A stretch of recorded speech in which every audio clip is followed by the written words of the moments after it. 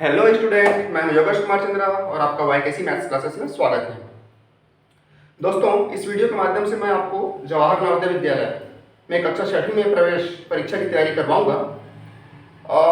आप यकीन मानिए, अगर मेरा पूरा वीडियो सीरीज देखते हैं तो आपका जवाहर नवोदय विद्यालय में सिलेक्शन निश्चित है, कोई रोक नहीं सकता। दोस्तों, ये वीडियो हिंदी मीडियम और इंग्लिश मीडियम दोनों तरह के छात्रों के लिए उपयोगी साबित होगा। दोस्तों, मेरा वीडियो का नोटिफिकेशन पाने के लिए आपको सब्सक्राइब करना पड़ेगा, ताकि आपको पता चले कि आने वाला वीडियो मेरा कब आ रहा है। तो इसके लिए ज़रूरी है कि आपको सब्सक्राइब करें और बेल आइकॉन पर क्लिक करें, ताकि आपको नोटिफिकेशन मेरे वीडियो का मिलता रहे। दोस्तों, आज हम शुरू करेंगे मैथ्स का क्लास, जिसमें चैप्टर 1 में है नंबर एंड न्यूमेरिक सिस्टम, जिसको हम कहते हैं संख्या और संख्या पद्धति। उसका पार्ट 1 आज देखेंगे। ये 3-4 पार्ट में हम खत्म करेंगे इसको, और ये आज का पार्ट 1 है। नेक्स्ट वीडियो में हम पार्ट 2 देखेंगे, फिर 3 देखेंगे, ऐसा करके आगे चलेगा और इसको 3 या 4 पार्ट में खत्म करेंगे। तो दोस्तों, नाम से स्पष्ट है, संख्या और संख्या पद्धति। हम संख्या के बारे में जानेंगे, जो हम आम भाषा में 1, 2, 3, 4 जो संख्या की बात करते हैं उसके बारे में जानेंगे। वो कितने प्रकार के होते हैं, क्या होते हैं। ठीक है, चलिए शुरू करते हैं। दोस्तों, पहला संख्या है नेचुरल नंबर, जिसको हम कहते हैं प्राकृतिक संख्या। तो दोस्तों, नेचुरल नंबर क्या होता है? तो नाम से स्पष्ट है, नेचुरल हिंदी में होता है प्राकृतिक। तो प्रकृति में पाए जाने वाली चीज़ों को गिनने के लिए जिस संख्या का इस्तेमाल करते हैं उसको हम नेचुरल नंबर या प्राकृतिक संख्या कहते हैं। जैसे हम किसी चीज़ को गिनेंगे तो कहाँ से स्टार्ट होगा? 1 से स्टार्ट होगा, 1, 2, 3, 4। तो इस तरह से 1 से स्टार्ट होकर अनंत तक जाने वाली संख्याओं को हम नेचुरल नंबर कहते हैं या प्राकृतिक संख्या कहते हैं। तो नेचुरल नंबर के अंतर्गत इसको हम n से दर्शाते हैं। इसके अंतर्गत आएगा 1, 2, 3, 4, इस तरह से 5, 6, 7, 8 करके इन्फिनिटी तक जाएगा, अनंत तक जाएगा, अपरिमित रहेगा। ठीक है, तो ये है नेचुरल नंबर। ध्यान दीजिएगा दोस्तों, नेचुरल नंबर में शून्य नहीं होता शामिल। 0 क्या नेचुरल नंबर है? नहीं है। वो इसलिए क्योंकि अगर हम कोई चीज़ को गिनने के लिए हम ये तो नहीं बोलते ना कि हम अगर कॉपी लेने जाएं मार्केट में तो ये नहीं बोलेंगे कि हमको 0 कॉपी दो। 0 कॉपी दो बोलेंगे तो वो कुछ देगा ही नहीं। तो नंबर की शुरुआत हमेशा 1 से होती है, इसलिए उसको हम प्राकृतिक संख्या कहते हैं। दूसरा नंबर है, दूसरा संख्या जो जिसके बारे में हम पढ़ेंगे वो है होल नंबर, अर्थात पूर्ण संख्या। दोस्तों, पूर्ण संख्या में 0 लगा देंगे। प्राकृतिक संख्या में अगर हम 0 लगा देंगे तो वो पूर्ण संख्या हो जाता है। ये प्राकृतिक संख्या है 1 से लेकर अनंत तक। इसमें अगर हम 0 शामिल कर दें, 0, 1, 2, 3, 4, इस तरह से करते करते 5, 6, 7 से लेके इन्फिनिटी तक, तो इसको हम कहते हैं पूर्ण संख्या। तो ध्यान दीजिएगा, देखिए अगर हम 0 घटा दें तो 1, 2, 3, 4, 5 से लेकर अनंत तक ये क्या है? प्राकृतिक संख्या है। इसमें अगर हम 0 शामिल कर दें तो ये हो जाता है पूर्ण संख्या, जिसको हम होल नंबर कहते हैं। तो ध्यान दीजिएगा दोस्तों, इसमें शून्य शामिल है, जबकि नेचुरल नंबर में शून्य शामिल नहीं होता। ठीक है, तो इन दोनों में प्राकृतिक संख्या और पूर्ण संख्या में क्या अगर बटा वाला कोई संख्या है, डिवाइडेड वाला संख्या है, वो क्या शामिल होगा? मान लीजिए मैं एग्जांपल दे रहा हूँ, क्या 2/3 प्राकृतिक संख्या या पूर्ण संख्या है? तो नहीं है। क्या 0.5 प्राकृतिक संख्या है या पूर्ण संख्या है? तो नहीं है। ध्यान दीजिएगा दोस्तों, इसमें जो पूरा संख्या होता है वो इन दोनों में शामिल होता है। इसी तरह से हम अगला देखते हैं, इंटीजर नंबर अर्थात पूर्णांक संख्या। ध्यान दीजिएगा, यह है पूर्ण संख्या और ये पूर्णांक संख्या, इसमें कंफ्यूज नहीं होना है ना। पूर्णांक संख्या क्या होता है दोस्तों? अगर पूर्ण संख्या में माइनस वाली संख्या को भी ऐड कर दें तो उसको हम पूर्णांक कहते हैं, पूर्णांक संख्या कहते हैं। फॉर एग्जाम्पल 0, 1, 2, 3, 4 ये करके तो हम अनंत तक जाए तो ये क्या है? पूर्ण संख्या है। लेकिन अगर इसमें हम माइनस जोड़ दें, माइनस भी शामिल कर दें, -1, -2, और इस तरह से अनंत तक जाएं तो इसको हम कहते हैं पूर्णांक संख्या। अर्थात पूर्ण संख्या में माइनस भी अगर शामिल कर दिया जाए तो उसको हम कहते हैं पूर्णांक संख्या। ठीक है, इसमें भी जो बटा वाला संख्या होता है 2/3, 0.5, 4/7, ये सारी संख्याएं इसमें शामिल नहीं होंगी। ओके, अगला हम देखते हैं इवन नंबर अर्थात सम संख्या। तो सम संख्या क्या होता है? इवन नंबर सम संख्या होता है 2 से स्टार्ट होता है, जो 2 से भाग चला जाएगा। 2, 4, 6, 8, 10 ऐसे करके अनंत तक जाने वाली संख्याओं को हम सम संख्या कहते हैं, इवन नंबर कहते हैं। ध्यान दीजिएगा दोस्तों, हमको जानने के लिए हम ये मान सकते हैं कि जो संख्या 2 से भाग जाता है वो सम संख्या कहलाता है।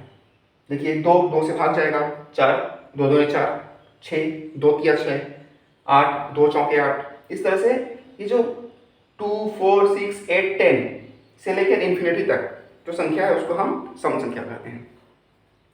अगला संख्या है ऑड नंबर, विषम संख्या।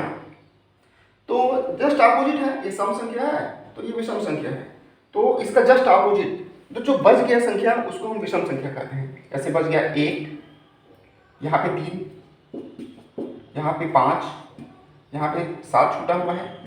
इस तरह से करते करते अनंत तक जाने वाली संख्याओं को हम ऑड नंबर या विषम संख्या कहते हैं। ध्यान दीजिए दोस्तों, इन दोनों में सम संख्या हो चाहे विषम संख्या हो, शून्य शामिल नहीं है। शून्य ना तो सम संख्या है और ना ही विषम संख्या, लेकिन 10 सम संख्या है। ठीक है, ऐसा नहीं है कि इसमें 0 है तो हम ये मानेंगे कि 0 शामिल होता है, ये नहीं है ना, ऐसा नहीं सोचिएगा। 10 जो है सम संख्या है, लेकिन शून्य ना तो सम है ना ही विषम। अगला संख्या देखते हैं कंपोजिट नंबर्स अर्थात भाज्य संख्या। ध्यान दीजिएगा दोस्तों, भाज्य संख्या क्या होता है? नाम से स्पष्ट है, भाज्य, जो भाग चला जाए। किससे भाग चला जाए? जो एक से और स्वयं से को छोड़ के दूसरों से भाग चला जाए उसको हम भाज्य संख्या कहते हैं। ठीक है, तो भाज्य संख्या का उदाहरण का परिभाषा है जो एक से और स्वयं से भाग जाता तो है ही, उसको छोड़ के किसी और अन्य से भाग जाता है और संख्या से भाग जाता है, उसको हम भाज्य संख्या कहते हैं। तो इसमें एक शामिल होगा तो एक शामिल नहीं होता। ध्यान दीजिएगा दोस्तों, एक ना तो भाज्य संख्या है ना ही अभाज्य संख्या है। दो से भाग जाता है और एक से जाता है, लेकिन किसी अन्य से नहीं जाता, इसलिए 2 भी भाज्य संख्या नहीं है। 3 भी एक से जाता है, 1 या 3, और 3 से भी जाता है, 3 एकम 3, लेकिन किसी और अन्य से नहीं जाता, इसलिए वो अभाज्य संख्या है। लेकिन 4 को देखते हैं, 4 1 से भाग जाता है, 1 चौके 4, और 4 से भी भाग जाता है, 4 एकम 4, लेकिन 2 से भी तो जाता है, 2 दूने 4, इसलिए 4 क्या है? भाज्य संख्या है। 5 अभाज्य, 6 भाज्य संख्या है क्योंकि 2 से जाता है भाग और 3 से भी जाता है, 7 अभाज्य है, 8 भाज्य। इस तरह से करते करते अनंत तक जो जाता है संख्या उसको हम भाज्य संख्या कहते हैं। ठीक है, इसमें कंफ्यूज नहीं होना है। एक ना तो भाज्य है ना ही अभाज्य, लेकिन 2 अभाज्य है, 3 अभाज्य है, 4 से स्टार्ट होता है, 4 भाज्य है। तो सबसे छोटी संख्या, सबसे छोटी भाज्य संख्या कौन सा है? तो वो है 4। ध्यान दीजिएगा और से इसको समझिएगा। ठीक है, ये क्वेश्चन में आ सकता है कि सबसे छोटी भाज्य संख्या कौन सी है, तो वो होगा 4। भाज्य संख्या में दोस्तों 0, 1, 2, 3 शामिल नहीं होगा, मैं बता दिया क्यों नहीं होगा। ठीक है, अब देखते हैं प्राइम नंबर, अभाज्य संख्या। अभाज्य संख्या को हम किससे दर्शाते हैं? तो सीधी सी बात है, अभाज्य संख्या वो संख्या है जो किसी से भाग ना जाए, या ये कहें कि स्वयं और एक को छोड़ के किसी अन्य से भाग ना जाए। तो ये संख्याएं हैं 2, 1 नहीं होता, ध्यान दीजिएगा, एक अपवाद है, एक ना तो भाज्य संख्या है नहीं अभाज्य। तो अभाज्य संख्या में पहला आएगा 2, 3, 4 जो अभाज्य है, 5 अभाज्य है, 6 भाज्य है, 7 अभाज्य है। इस तरह से करते करते अनंत तक जाने वाली संख्या को हम अभाज्य संख्या कहते हैं, रैशनल नंबर कहते हैं, सॉरी प्राइम नंबर कहते हैं। ठीक है, अभाज्य संख्या। अब आते हैं रैशनल नंबर, परिमेय संख्या। दोस्तों परिमेय संख्या क्या होता है? जिसको हम बटा के रूप में लिख सकें उसको हम परिमेय संख्या कहते हैं। ऐसी समस्त संख्याएं जिसको हम बाई के रूप में लिख सकते हैं, डिवाइड जो करते हैं डिवीजन के रूप में लिख सकते हैं, उसको हम कहते हैं परिमेय संख्या। इसको हम p बटे q के रूप में दर्शाते हैं, जहां q नॉट इक्वल टू 0,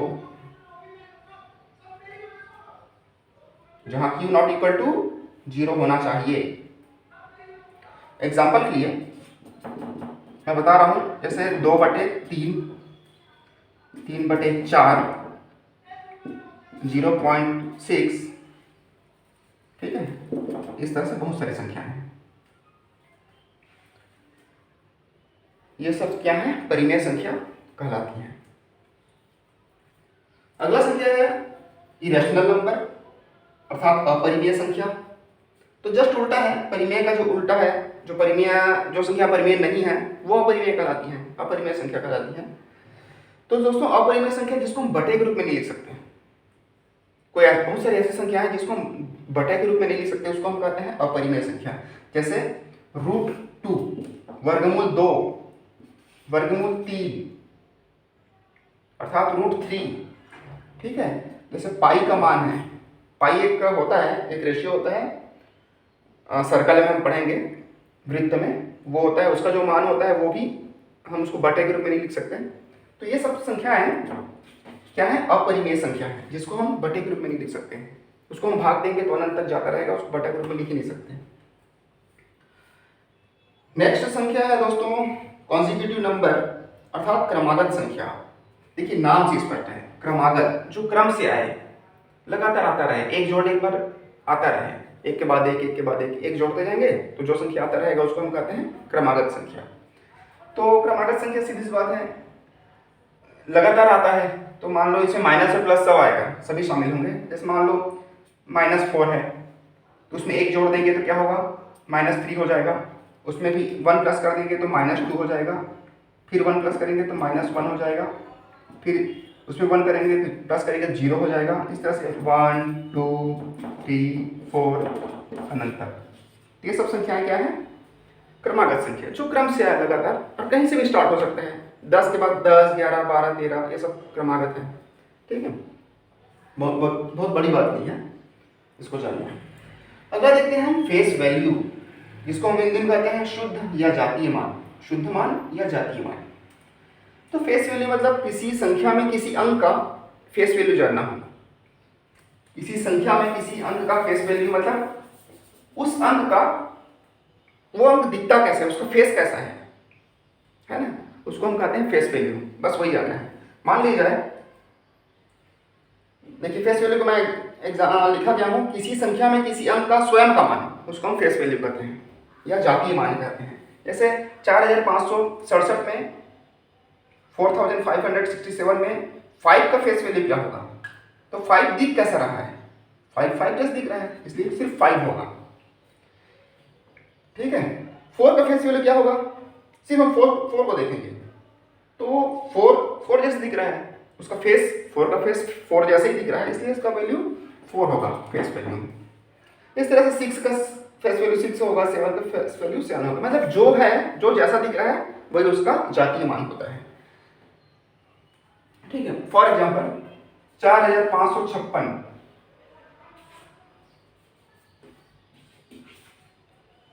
या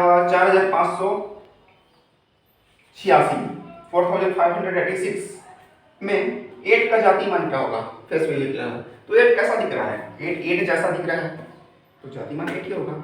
लेकिन स्थानीय मान में ऐसा नहीं है। स्थानीय मान में उसके स्थान का महत्व होता है, वो कौन से स्थान पर है उसके हिसाब से उसका मान, उसका वैल्यू आएगा। अब देखते हैं बहुत ही इंपॉर्टेंट प्लेस वैल्यू, जिसको हम कहते हैं स्थानीय मान। ध्यान से देखिए, स्थानीय मान, स्थान नाम से स्पष्ट है, उसके स्थान पर डिपेंड करता है। किसी भी संख्या में किसी भी अंक का जहाँ पर रहेगा, जिस स्थान पर रहेगा, उसका वैल्यू चेंज होता रहेगा। तो चलिए एग्जाम्पल देखते हैं। उससे पहले देख लीजिए इसका कैसे हम उसको परिभाषा कैसे लिखेंगे। स्थान का मान या स्थान पर निर्भर, किसी संख्या में किसी अंक का स्थानीय मान जानने के लिए उसके स्थान का मान जानना और उसके स्थान पर निर्भर होना बहुत जरूरी है। ठीक है।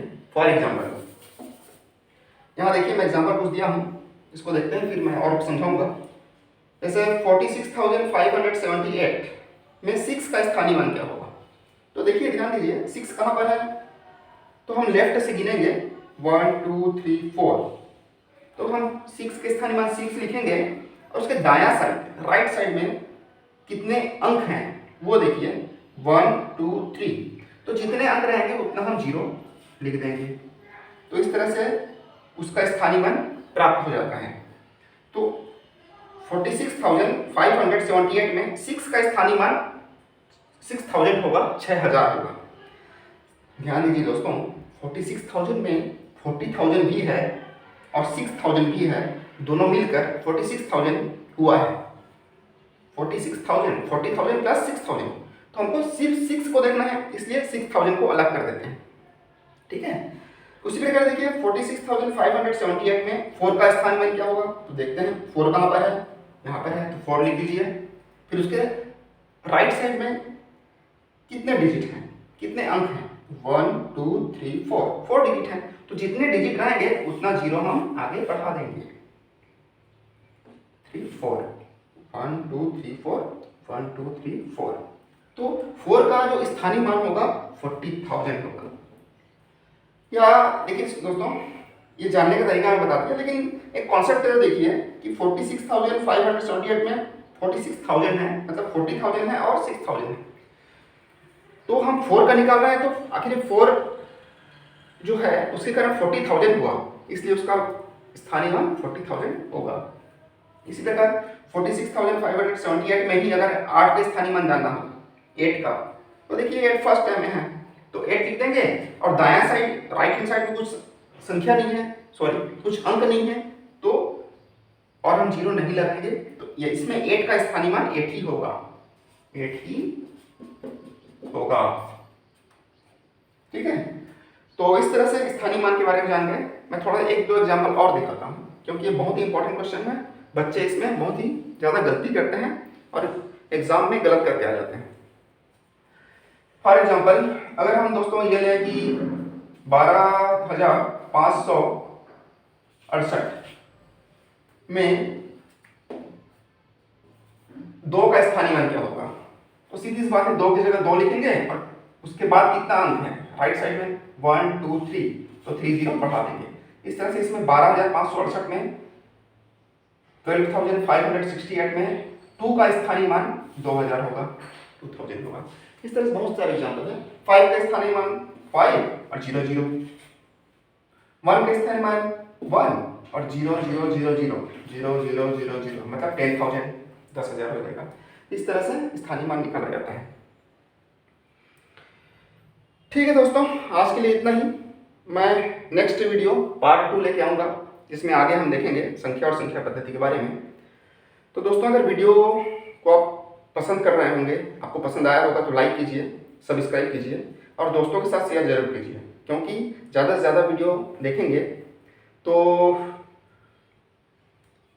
इसके बारे में नॉलेज होगा उनको, संख्या और संख्या पद्धति के बारे में जानेंगे। ठीक है। और मेरे वीडियो का फ़ायदा उठा सकते हैं। ठीक है। थैंक यू दोस्तों, तब तक के लिए जय हिंद।